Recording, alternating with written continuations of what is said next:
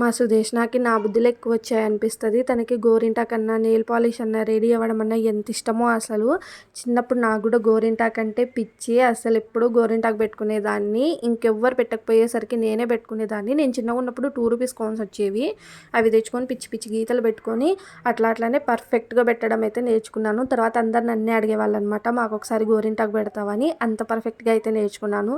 ఇంకా నెయిల్ పాలిష్లు అంటే అసలు లెక్కే లేదు. ఎన్ని తెచ్చుకునేదాన్నో, తీసుకొని రావడం, ఫ్రిడ్జ్లో పెట్టడం. మా అమ్మ ఫ్రిడ్జ్ క్లీన్ చేసినప్పుడంతా తీసి పడేసేది. తర్వాత నేను కొత్తవి తీసుకొని వచ్చి మళ్ళీ పెట్టేదాన్ని. అంత ఇష్టం నెయిల్ పాలిష్లు అంటే.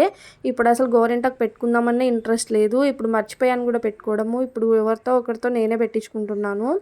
అయినా ఎప్పుడో ఫంక్షన్స్ ఉన్నప్పుడే పెట్టుకుంటున్నాను. అసలు గోరింటాకు మీద ఇంట్రెస్టే పోయింది. ఇంకా టైం గడిచే కొద్దీ అంతే కదా, మనకి పిల్లల మీద కాన్సన్ట్రేషన్తో మన ఇష్టాలు ఏం గుర్తుండవు.